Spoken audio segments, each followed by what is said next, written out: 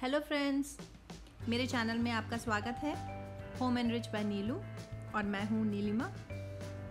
आप भी चाहते होंगे इस तरह के दानेदार घी को घर पे बनाना, और वो भी इन सर्दियों में। तो आइए देखते हैं मैंने किस तरह से बिना किसी मिक्सर या ब्लेंडर यूज़ किए ये दानेदार घी बनाया घर पे। तो दोस्तों, मेरे चैनल को लाइक, सब्सक्राइब और शेयर ज़रूर करें और कमेंट भी ज़रूर करें। तो चलिए आगे बढ़ते हैं और देखते हैं। ये दूध है, ये गाय का दूध है और मैंने रात को लिया था और उसको उबाल के फ्रिज में रख लिया था। इससे ये फ़ायदा होता है कि अगर हम रात के दूध से निकालते हैं तो मलाई ज़्यादा निकलती है। तो ये मलाई कम से कम 20 से 25 दिन की है, जो कि मैं हमेशा मलाई को फ्रीज़र में स्टोर करके रखती हूँ। कभी भी मलाई को फ्रिज में ना रखें, इससे नहीं तो स्मेल आती है और आपकी घी की क्वालिटी भी अच्छी नहीं होती। तो आप मलाई इकट्ठा करने के बाद उसको रूम टेम्परेचर पे कम से कम 2 दिन तक ऐसे ही छोड़ दें ढक के। उसके बाद आप देखेंगे कि वो मलाई जो है इस तरह से फूल जाएगी, मतलब ये फर्मेंट हो चुकी है। तो अब इससे आसानी से आप घी बना सकते हैं। तो आप सबसे पहले इसको अच्छे से फेंट लें। तो हम लोग यहाँ पर एक साइंस यूज़ करके घी बना रहे हैं। तो हम सबसे पहले ये देखेंगे कि उसमें से हम लोग प्रोटीन, जिसे हम कहते हैं पनीर, उसको अलग करेंगे। फिर उसके बाद उसके पानी को अलग करेंगे और फाइनली जो रह जाता है, जो कि एक तेल की तरह जो हमारा घी है वो। तो हमारा क्योंकि मेन कॉन्सेप्ट घी निकालना है, तो हम सबसे पहले ये 2 चीज़ें अलग करेंगे, वो है पानी और प्रोटीन। तो किस तरह से देखिए, ये मलाई जब फेंटे तो उसमें से इस तरह से मक्खन निकल आया है। तो ये हमने 2 दिन तक बाहर रखा था रूम टेम्परेचर पे। तो हम इसको डायरेक्टली हमारे गैस पे सिम पे रख देंगे और कम से कम 10 से 15 मिनट तक इसको चलाते रहेंगे।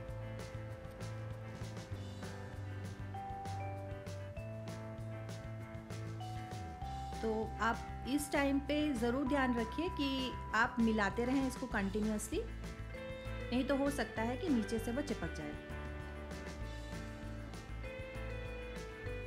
कम से कम 10 से 15 मिनट के बाद वो एकदम पतला होने लगता है।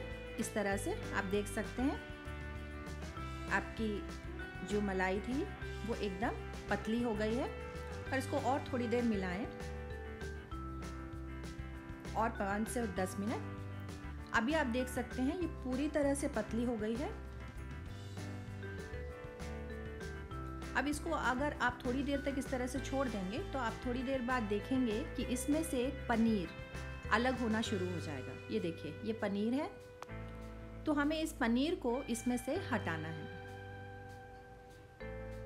देखिए, ये पनीर है, देखा आपने। तो हम पनीर को हटाने के लिए एक छन्नी से उस पूरे मलाई के बैटर को छान लेंगे।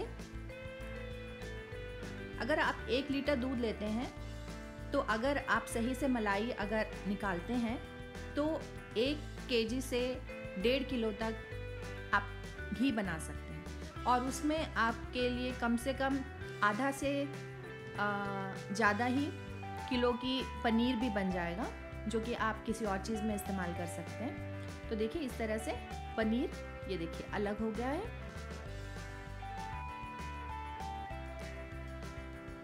तो इस पनीर को आप इस्तेमाल कर सकते हैं। और बाकी का जो पानी है जो हमने निकाला था, उसको हम लोग फिर से गैस पे चढ़ा देंगे इस तरह से। अभी देखिए, इसमें से पनीर निकल गया है और इसको हम लोग कम से कम आधे से 1 घंटा गैस पे छोड़ देंगे। तो वो इस तरह से गाढ़ा होने लगेगा। देखिए, इस तरह से गाढ़ा होने लगा ये।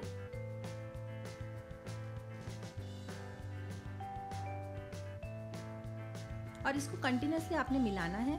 अभी देखिए, ये घी निकलना शुरू हो गया है, पर फिर भी इसको कम से कम अभी और 10 मिनट लगेंगे पूरी तरह से पूरे पानी को एवोपरेट होने में। तो इसको और थोड़ी देर हम छोड़ देंगे।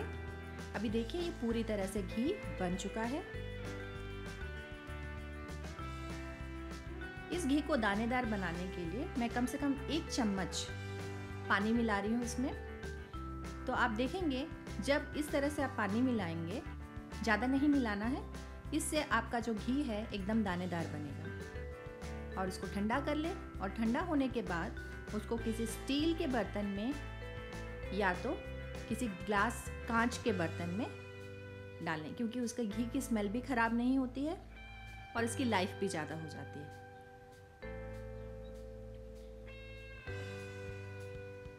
तो ये देखिए कम से कम 1 किलो के ऊपर का घी बना है 1 लीटर के दूध से।